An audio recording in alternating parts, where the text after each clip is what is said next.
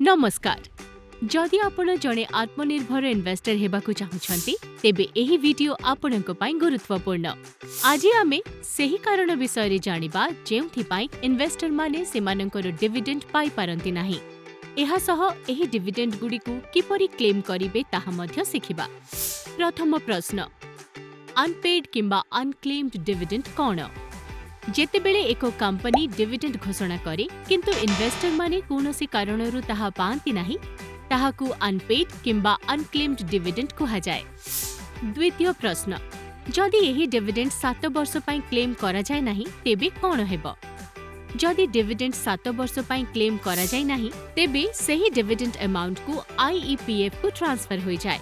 जदि लगातार 7 वर्ष धरी डिविडेंड क्लेम करा जाय नाही तेबे सेही संबंधित शेयर गुडी को मध्य आईईपीएफ को ट्रांसफर होई जाय। तृतीय प्रश्न, आपनको डिविडेंड मिली नाही भाबुछंती काहेकि? अनेक इन्वेस्टर डीमैट अकाउंट रे सेमानकर बैंक अकाउंट विवरणी अपडेट करि नथिबारु डिविडेंड मिले नाही। ठिकाना किंबा कांटेक्ट नंबर बदलैबा परे सेमाने निजरो केवाईसी सूचना को अपडेट करि नथांती। सेमाने डिविडेंड चेक को ठीक समय रे बैंक रे डिपॉजिट करि नथांती। सेमाने शेयर किणंती एवं तापरे सेमानकर ओनरशिप विषय रे भूली जांती, विशेष करी फिजिकल शेयर क्षेत्र रे। एहा साधारण कथा लागि पारे किंतु डिविडेंड न पाइबार यह मुख्य कारण होई पारे। चतुर्थ प्रश्न, ठीक समय रे डिविडेंड पाइबा पाई इन्वेस्टर माने कोन करि पारिबे? आपनकु किछि कथा ध्यान देबाकु हेबो, जेपरि कि निजर बैंक अकाउंट विवरणी एवं केवाईसी विवरणी अपडेट रखिबा, नियमित भाबरे इन्वेस्टमेंट को जांच करिबा। पंचम प्रश्न, आपण निजर डिविडेंड एवं शेयर को आईईपीएफ को ट्रांसफर हेबारु किपरि रोकि पारिबे? एहाकु एड़ाइबा पाई इन्वेस्टर मानकु जरूरी स्टेप मने रखिबाकु हेबो।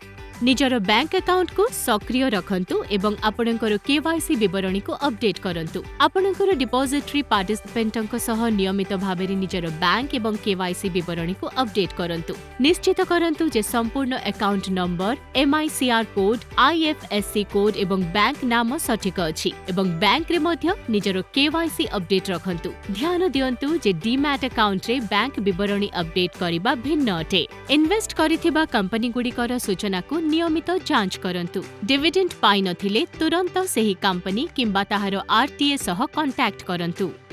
षष्ठ प्रश्न, आईईपीएफ इन्वेस्टर मानकु किपरि सहाय्य करे?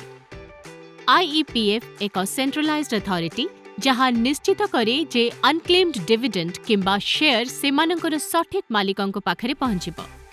एहा सह इन्वेस्टर मानकु अनेक लाभ मिली थाए, जेपरि right to reclaim. Share holder किंबा सेमानंको उत्तराधिकारी आवश्यकीय विवरणी एवं डॉक्यूमेंट देई आईईपीएफ रु निजरो एसेट क्लेम करि परिबे। सेफ गार्डिंग इन्वेस्टर इंटरेस्ट, जे पर्यंत आपणको एसेट अनक्लेम्ड रही थाए आईईपीएफ सेगुडी को सुरक्षित रखे। सिंप्लिफाइड प्रोसेस, एही संपूर्ण प्रक्रिया एक सेंट्रलाइज्ड ऑनलाइन प्लेटफॉर्म www.iepfa.gov.in रे होई थाए। इन्वेस्टर एजुकेशन, आईईपीएफ इन्वेस्टर मानंकु सचेतनता करैबा सह आर्थिक साक्षरता को प्रोत्साहित करे। शेष प्रश्न, आईईपीएफ रु किए क्लेम करि पारिबे?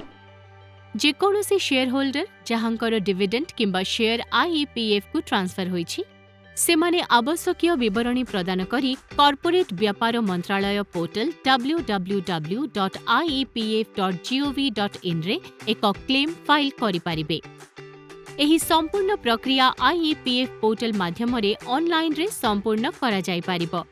तेणु जदि आपणकर किंबा परिवारर कोनोसी सदस्यंक डिविडेंड किंबा शेयर आईईपीएफ को ट्रांसफर होईछि तेबे तेणु चिंता करिवार कोनोसी आवश्यकता नाही। टिकिए ध्यान देबा, सठिक सूचना एवं आईईपीएफ पोर्टल रो सठिक व्यवहार सहित आपण निजर एसेट क्लेम करी जणे आत्मनिर्भर इन्वेस्टर होई पारिबे। धन्यवाद।